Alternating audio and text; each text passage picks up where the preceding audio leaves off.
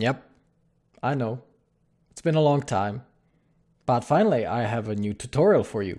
Hi guys, Martin here, and welcome to this new tutorial on my channel. This time we'll be continuing the Marvelous Designer tutorial, and we will be texturing the garment that we created previously. And yeah, there were some problems with the workflow I showed you in that tutorial, so I'll be trying to solve some of these problems as well. So hopefully you'll like this new video, and let's get to it. First off, I will address a problem that some of you encountered in the previous tutorial. Basically, every time you imported a character into Marvelous Designer using the workflow I showed you, the animation started wiggling like this, which is of course something we don't want. So, very quickly, just download your character as collada format with skin from Mixamo. Import it to Blender as collada format, and here don't forget to check these options. One very important thing you have to do right away is to hit Ctrl A and apply your rotation on the armature, because that's something that's happening when you import it from Mixamo. Your model is rotated 90 degrees on X, so never forget to apply the rotation. Then just push your keyframes like this, the same way I showed you in the previous tutorial. Add a T-pose at the beginning. And one thing you don't have to do is to bake your animation. That's something I found out.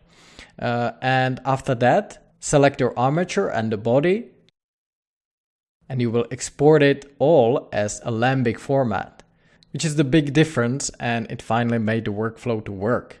Check this selected objects only, and otherwise you don't have to change anything except for, of course, naming your file and export it. The rest is easy, just import your avatar as Alembic format. You don't have to change anything. And when you go to the animation folder, you can see that now everything is working as it should be. So I hope the solution is working for you, and please let me know in the comments below whether you still have some problems with the workflow from this or previous tutorial. So here we have our garment that we created in the previous chapter of this tutorial, and as you can see we have it separated into several parts. We have this belt here with a buckle.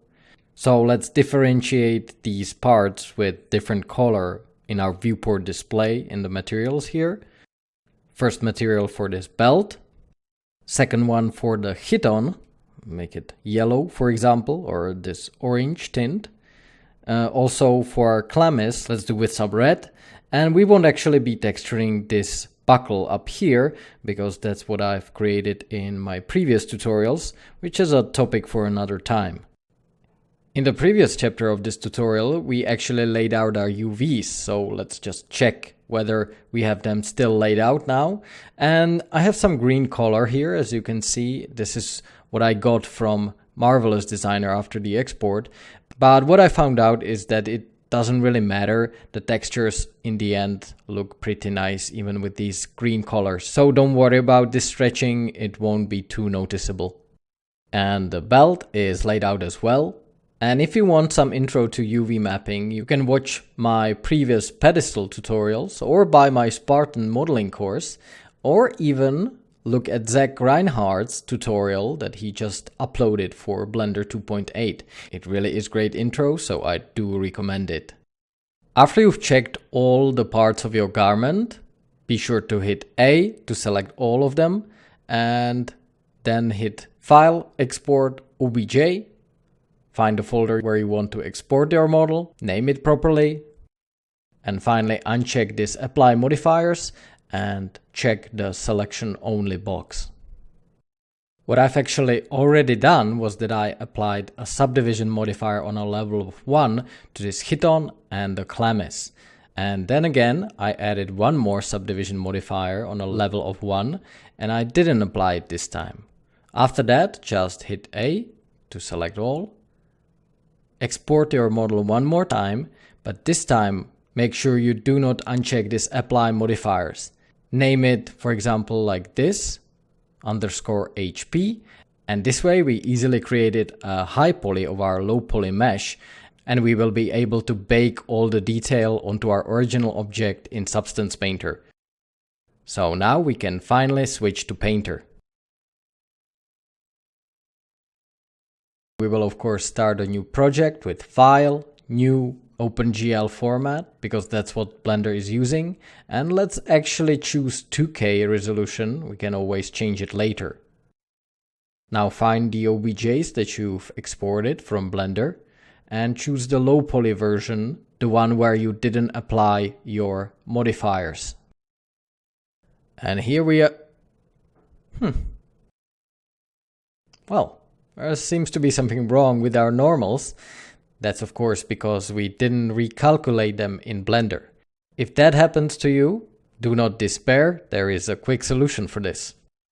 It requires jumping to Blender though, so before we do that, let's check if we have all of our texture sets here. And you probably know that every time you export a material from Blender, a new texture set is created here in Substance Painter. Now I'm just checking whether I have everything I need, and all seems to be correct.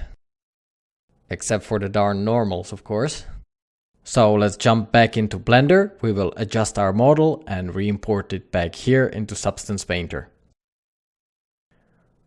What you can do here is jump into Edit mode, hit this Mesh, Normals, and recalculate inside. Then you just export again, just as we did before. You create your low poly version without applying modifiers. Then you create the high poly version with applying modifiers and go back to Substance Painter. And, rewriting your original files is just fine. Back in Painter, click Edit, Project Configuration, find your new OBJs, and this looks good. Of course, you can't view your models double-sided in Substance Painter. Well, that's not true. You can, but you have to change the shader. But we will do that later. Let's actually first bake our mesh maps. You do it here in this texture set settings window. And here in the output size, let's input the 2K size that we decided on. And also in the high definition meshes, load our high poly model. Then all that's left to do is to uncheck IDs since we're not using them. And we are actually good to go to bake all our texture sets. And even though the new Substance Painter versions use GPU accelerated baking, it still takes some time, so let me just skip this part. Okay, when the baking is done, hit OK. And here we go. This looks pretty nice, except for the parts we can't see due to the flip normals. Other than that, I really like the result and also the high definition details that were brought onto our low poly model when baking from the high poly object. And now, to solve the transparency, it's actually very easy. You just go here, switch to this alpha test shader, and voila, we have double-sided object here in Substance Painter. One last thing I don't like is the fact that we baked our ambient occlusion and the Chlamys or the cape actually created the ambient occlusion on itself. Now you could fiddle with the settings of the baking and lowering some distances there, but what's easier? Just remove this ambient occlusion mesh map here because we won't really need it anyway. And with that, we are ready for the actual texturing process. Now select your hit-on texture set and switch to this layers window, which I actually usually like to have here, so you can tear it off and put it there or anywhere you like. And for the basis of our material, let's actually have a look into Substance Source, where there is loads of useful materials here, especially when it comes to all sorts of interesting fabrics. And since my project is about ancient Greece, and in ancient Greece they used to wear a lot of linen, we will choose this linen woven material, which looks really great and has loads of options in it. So hit this button, and once it downloads, you will be able to find it in your shelf. You can write linen into the search bar, and you can see that I have several types of linen here, mostly default materials or the ones from Substance Source. But let's use the one we downloaded. and put it into the layers window of our Chiton texture set. The first thing we can do here is to raise the scale to something like 12. That looks about right. And if you want to increase your resolution to see more details, you can always do it here. Alright, this looks much more detailed. And this is a great base for our clothing texture. Now to add a bit of color to it, let's actually switch to this double viewport by hitting F1, and we will be painting our color in the 2D viewport. Okay, let's start with creating a fill layer, deactivating all the channels that we don't need, which is pretty much everything except for color, and making it this bright red. Okay, not so bright. Name your layer and create a black mask to hide everything. And now we will paint only on certain spots. For that, let's use this polygon fill tool. And with this color balance set to 1, just select the polygons you want colored. And instead of selecting them in 3D viewport, the easiest way is to select them here in the 2D viewport. And then when you hit X to switch to 0, you will be deleting the mask. Now switch to 1 again by hitting X and fill this region here. And this way we created this sort of a band around the lower part of this Chiton. Let's switch to the polygon fill again and start filling these polygons up here around the neck. Of course, due to the polyflow that's not as ideal as at the bottom part of our Chiton, it will not be as easy as before. So let's start selecting these one by one, then hitting X and removing some of them. And then we will probably go in and paint everything in with a paintbrush. So as you can see, the result is not exactly ideal. So yeah, let's go down here to the brushes folder, select this hard brush. And with this lazy mouse active, you can lower the value here and start painting. Now there are two problems. First, we can't see too much because of the light, so let's switch to this base color view. And also our brush is jumping all over the place, which is because of the alignment in our brush settings. So let's reset our brush by clicking on this hard brush again. And instead of the tangent wrap alignment, let's actually use this UV option. And also switch the size settings of our brush from object to viewport. And now everything works as it's supposed to. Let's start painting where we want the edge to be and erasing where we don't want the color. For this operation, it might be better to use this polygon fill and delete these polygons with it. And we forgot to use our lazy mouse option. So let's activate it again, right here. With the white color active, start painting with it. It might be good to lower the lazy mouse value, because if it's too high, it sometimes becomes too unwieldy. And if you set it to 1, it might behave a little better. Good. Now let's quickly repeat the operation on the other side of the Chiton. And you can probably feel how the lazy mouse is helping you keeping your strokes steady. This looks alright, so now we can proceed on the sides of the Chiton, and for that we will use this handy shortcut where if you click somewhere, then hold Shift and click anywhere else on the model, a straight line will be created between the 2 points. It's one of those options I use all the time and it comes real handy real often. It's coming along nicely, though I think I will fill these polygons down here as well, because somehow I don't like the white stripe down there, so let's just fill this area and this area as well, so that we have just a solid red color down here.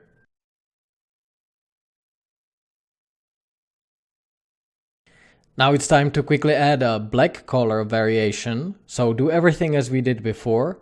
Deactivate all the channels we don't need and rename your layer to dark. And before we proceed, we actually will change a blending mode for this red color, because as you can see, quite a lot of detail is lost beneath this red color. We have all sorts of dark areas here on this linen, and we don't actually see that detail underneath the red. So let's change this blending mode to something like multiply is too dark, soft light doesn't work, so let's make it hard light. And you can see that all the detail is now preserved, and we will continue with this blending mode. So let's use a dark color for this top fill layer, and again use hard light as a blending mode. Then create a black mask, and just as we did before, start painting in this 2D viewport. By the way, you can rotate the 2D viewport by holding Alt and left mouse button dragging. And if you hold down Shift, the viewport will snap to 90 degrees. I actually forgot to paint the rest of this red layer, so let's switch to base color again, switch to the red layer's mask, and finish this stroke here.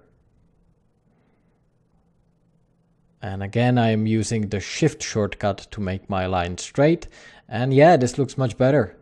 Alright, let's switch to the dark layer again and actually add a paint layer to this mask. Paint layers have one great advantage: if you mess up something, you can actually just delete them or hide them. So that's why I like using them.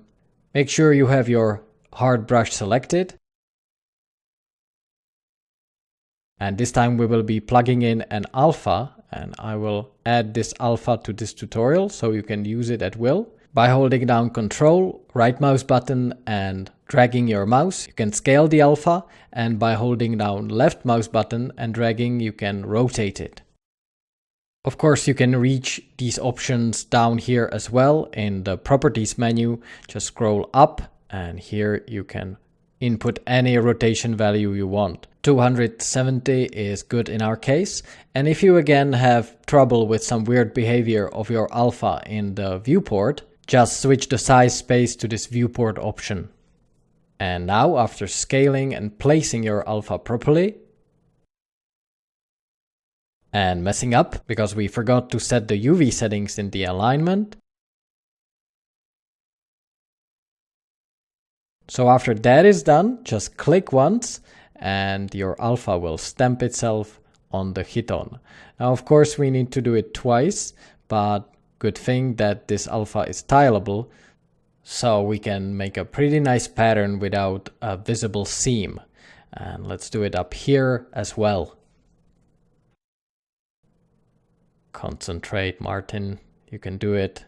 You can do it. And yes. Nice. This is looking good. One last thing. Create a new paint layer, just so that if we mess up, we can just hide it later. And with a default brush, let's paint some straight lines here to add some interest to the sides of the Hiton. And of course to the other side as well.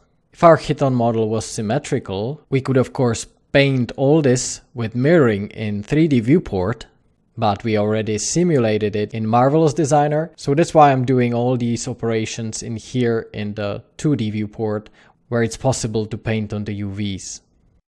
And here you can see me using the lazy mouse again and painting some dark rim on the neck area.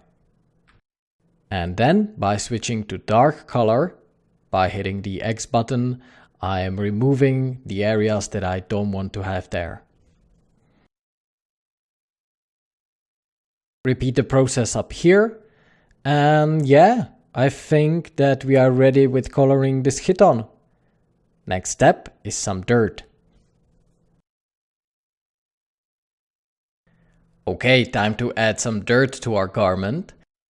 For that, let's create a new fill layer, deactivate all the channels except for color and roughness, make the roughness higher and the color darker.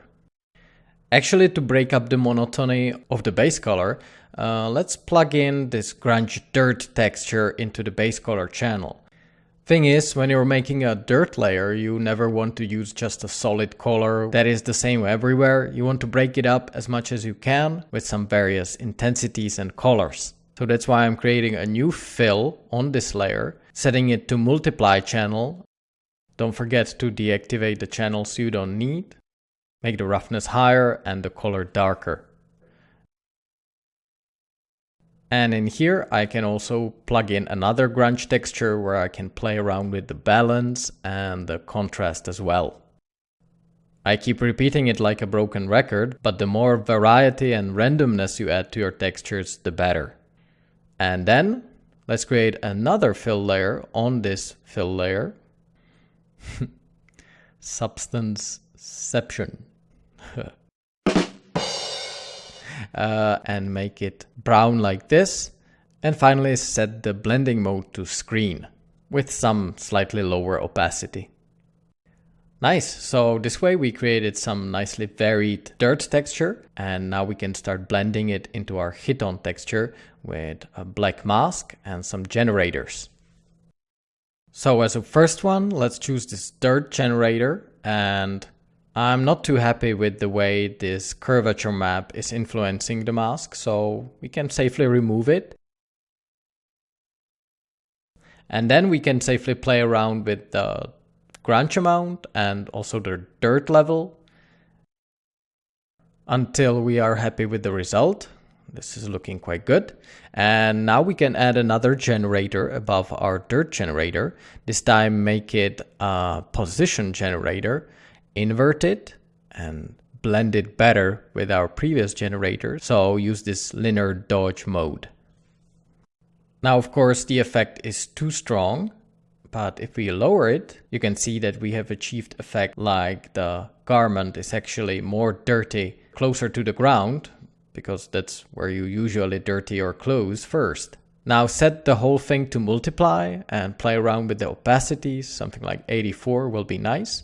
And finally, we can add a custom paint layer.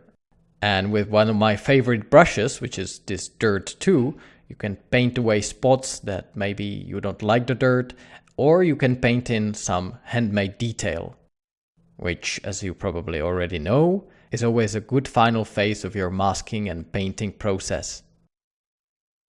So rotate around your model, paint where you think like painting is needed, and then you can have a look at the layer on and off, and also you can play around with the opacity. I think this is much better.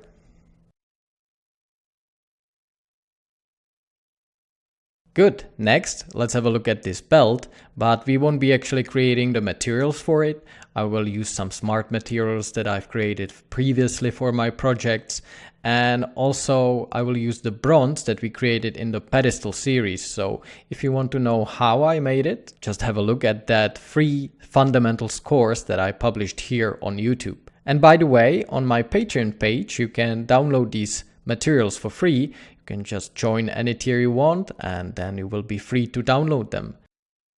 So let's first use this brown leather with these lighter edges. This works pretty much all the time and it's super fast, so I recommend that you download it from my Patreon page. And of course we will mask away this buckle first in the polygon fill mode. But there seems to be some problem due to the fact that I've baked my high poly onto the low poly model. So let's just use this mask and paint away these areas here. And with that done, we will copy this mask. And now, as mentioned, we will use the bronze bowl smart material that we created in the pedestal series and just paste it here above our previous smart material. Create a white mask, paste the copied mask into it and invert it. And yeah, I forgot this little thingy, it should be bronze as well, so just add it into the mask here with the polygon fill tool and remove it from the mask here. And that's it. Very quick, very useful. This is what I love about Substance Painter. Finally, what we now want to do is to create some transparency for our clothing, making these edges to be a little jagged and torn, because it always looks nice. And just as with dirt, it adds a little bit of life to this model. So first thing you do, you go to this texture set settings, and here to enable opacity, you have to add an opacity channel. Nothing's happened. That's because we need to first change a shader up here and change it from the alpha test that we used before to this alpha blending. Something like this will then occur because now Substance Painter doesn't have any information on how to blend the transparency that we just added. To fix it, you simply just add a fill layer and add an opacity information here. What we can do is with Ctrl G, add this layer immediately into a folder, name the folder opacity, and a little trick that we can do now on the fill layer that we created. If you want to activate just this channel, hold down Alt and click on this channel and all the other channels will be deactivated, which saves some time, a few seconds, but you know, seconds form into minutes, minutes form into hours, and in the end you will save years. So yeah, and now you can see that if we set this slider to 1, our object is fully opaque. If we slide it to 0, it is transparent. So this way we added an opacity information as a base layer and named the layer fill opacity. Now what we do is create another fill layer, and on it we will paint our transparency. So name it transparency, and again activate just the opacity channel and set everything to 0, which makes our object transparent again. We will then add a black mask and paint on this mask only where we want the transparency to happen. The workflow is pretty straightforward. I most often use this hatching brush. I lower the angle jitter to make the brush less chaotic to something like 4 or 5. And when you start painting with it, you can see that you are removing the opacity from the places where you paint on. And that's what we want to do in this last phase of this tutorial. Of course, if we painted everything in this 3D viewport, we would be doing it for a long time. So there is a faster solution. You just switch to this 2D viewport. You don't forget to switch the alignment and the size space to UV and viewport, because otherwise your brush would jitter in size and alignment would be all over the place. And then using the Shift shortcut, you click here, hold down Shift and Control, which makes your line straight, and click on the other side of the viewport and it will create a straight line with the brush that you've chosen. You repeat the process several times, and this way you will carve away your mask and it will look as though the edges of the fabric are torn.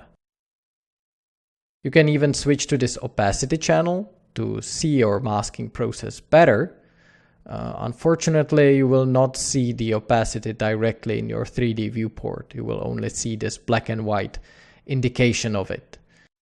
Otherwise, the process is pretty much the same as always. You will carve away your mask and then hit X and start painting it back, adding detail like this. And if you want to see the opacity in 3D viewport, you just have to switch to the material view. And you can see that we have some weird spots here where the cloth is basically hanging in the air, so that's something we will have to paint away. For that, I usually choose this basic hard brush, but when you switch brushes, never forget that your alignment and your size space is reset to default, so you will have to change it to UV and viewport again. That is, of course, if you're painting in the 2D viewport. With this hard brush, paint away the spots that are hanging in the air. You can again use the Shift shortcut to make your life easier. And because of the repetitive nature of this work, I will speed up this portion pretty significantly. Here you can see me using another hatching brush and adding some manual strokes without the Shift key to break up the edges and make it more random, which you should always do. How many times I've said that already? Like 100 times, I think. But, you know, it's true. And speaking of manual detail, with this soft brush, I then finally go in and with the black color set, I start painting back these little strands of cloth, just hanging like this from the torn edges. That's always the final part of this workflow for me. I add these little lines. I sometimes use this basic soft brush, or even better, you can use this chalk bold brush, which can be even thinner, and it works just fine for this purpose.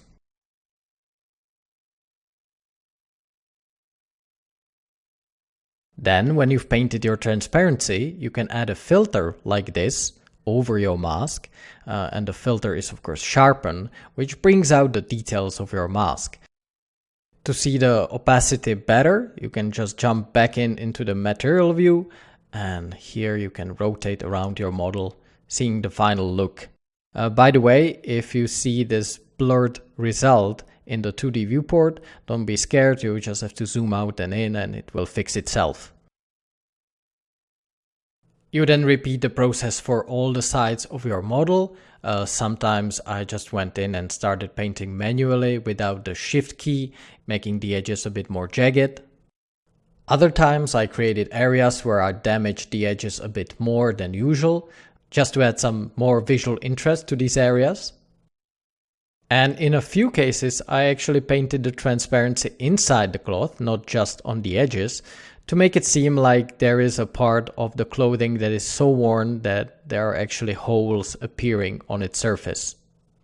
One thing that you should do is to keep the size of your brush roughly the same so that it seems like the hatching is always the same for the whole model. And as you can see throughout the process, I also started to paint the mask directly in the 3D viewport. And here you can see me using the chalk brush to add the little strands of cloth.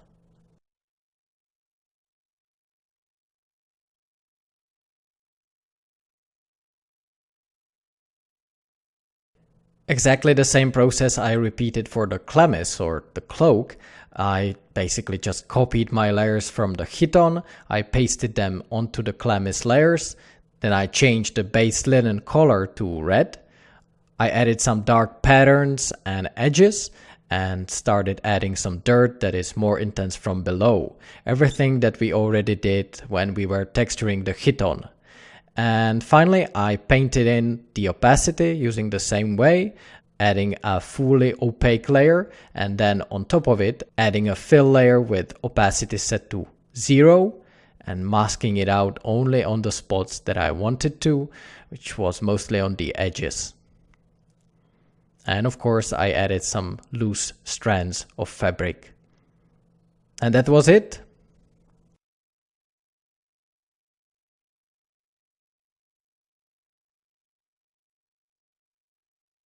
When I was happy with the result, I went into File, Export, and exported my textures. And when I click here in the configuration, you can see my setting. I have my own Blender Cycles preset. Basically, I just added this opacity channel. You set it to gray channel, and then you can export your transparency or opacity map. Other than that, the naming convention is the same as for the other channels. I then set the resolution for my Chlamys and the Chiton to be 4K to have somewhat more detail in it. And I exported everything to use in Blender. Let's now plug in the exported textures into the principal shader that we have on our Chlamys. For that, just load your images. Shift A brings out this menu. First, let's load the base color here in the folder that we created our textures to. So find the newest base color for the Chlamys, which is here. Plug it into the base color and you can leave it to this sRGB mode. Then find your metalness, which of course there is no information about metalness because cloth is not metal, but let's add it anyway, just you can see how you can plug it in. Set this texture to non-color and plug it into the metallic socket. Do the same thing for the roughness. Oh, and by the way, I am duplicating my nodes by hitting Shift D. Set it to non-color again. Repeat the process for the normal map. And the only difference here is that we add this normal map node in between the shader and the image. And finally, we will add the transparency map into the alpha socket of this principled shader. And again, non-color is just fine. And now when you render your result, it should look pretty much the same as it does in Substance Painter, with the alpha information present and everything looking nice. And that, my friends, is how you texture the garment that we've created in Marvelous Designer. I do hope that this tutorial was useful for you, that you've learned something new, and from now on I'll be again creating tutorials more frequently, and also there will be more live streams from now on. So definitely stay tuned, and until next time, Martin out.